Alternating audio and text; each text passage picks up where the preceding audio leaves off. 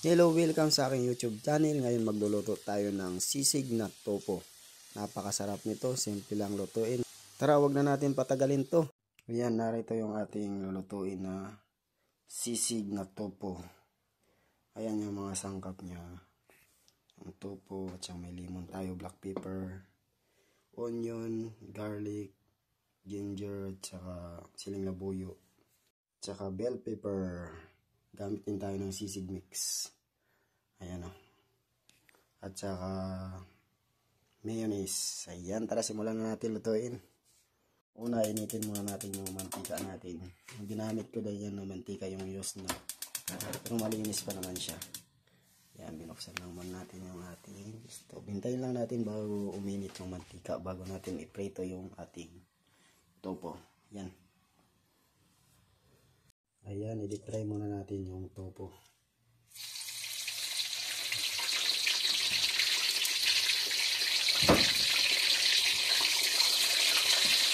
Ayan.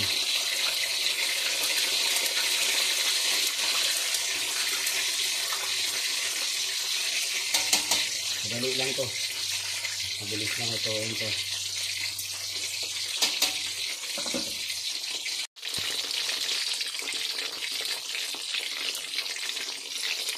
At habang naghihintay tayo na maluto yung ating tofu, lalagay muna natin yung natin gulay sa supermarket.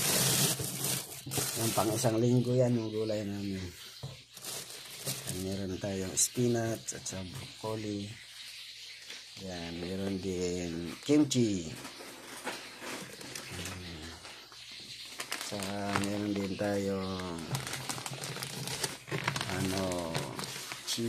chicken nuggets. Ayan. Ito na lang yan sa hotdog. Ang breakfast naman yan. Tapos ito yung ano na ito. Basta parang meatloaf din siya. Meatloaf ng Japan. Ayan. So, milk. Yan lang natin yan kasi wala pa naman bukas. Ayaw tumayo. Dito na lang siya. Ayan. Meron tayong vitamins. Ayan. Vitamin B yan. Barrel. Ayan. Tapos meron ito pansit. Pang breakfast din. Yakisoba. Yakisoba yan. Dito na lang yan. May tayong carrots. Pakita muna natin yung ating assistant manager. Ayan o. Pag-aabot sa aking hinamili. Yan, meron din tayong manok. Dito to sa may frozen. Ayan. Marami pa. Ewan kung kasya pa ito dito. Dito na lang sa second floor. Ayan. Tapos yung saging. Dito natin lalagyan sa lalagyan ng mga prutas. Ayan. Balik tayo dito sa ating piniprito. Yan, luto na yung kabila. Kailangan natin balik na rin. Baka ma-over na to. Pero mas masarap naman pag ganito yung parang crunchy na siya. Ayan.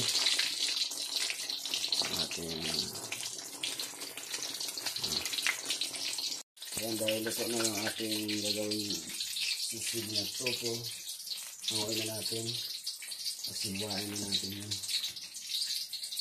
Ayan. Ano ito? Ngayon yung hiwa natin.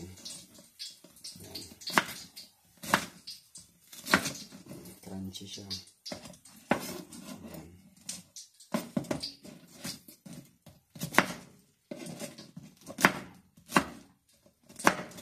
Ayan.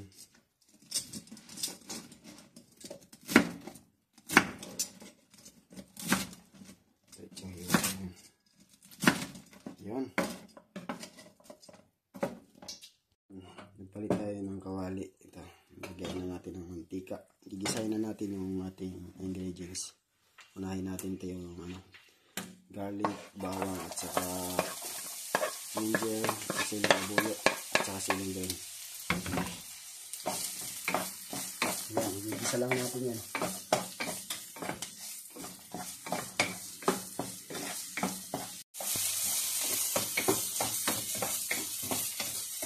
Ang bango. Tapos igisa na rin natin yung ating prinitang tupo.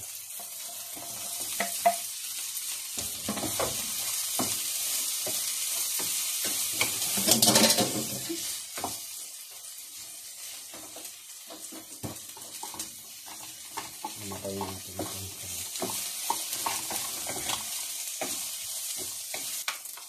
Ayan, yung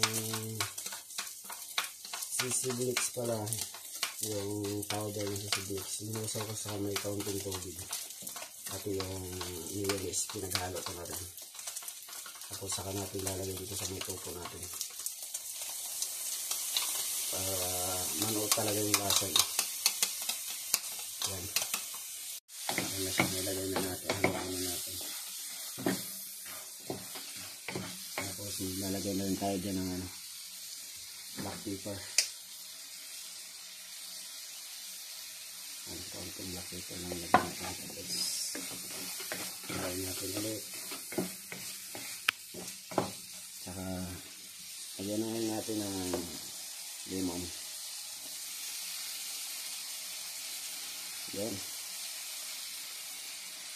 Sarap yan. Simple lang yung luto natin. Pero masarap. Bango. Bango na. Ayan. Maray lang ito ito. Tikman na natin. Ayan. Hop.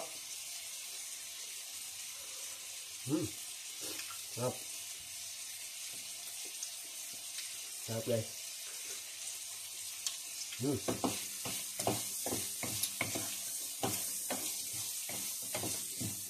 Ang ganito lutuin, madali lang. Mura pa. Yung mga ingredients. Ang pulang sisig-tupo. Yan, tapos na. Dahil dito na nagtatapos ang video na ito. Kung bago ka pa lang sa aking YouTube channel, huwag mong kalimutan i-like and subscribe para updated ka sa mga susunod ko na video. Thank you for watching. Bye-bye!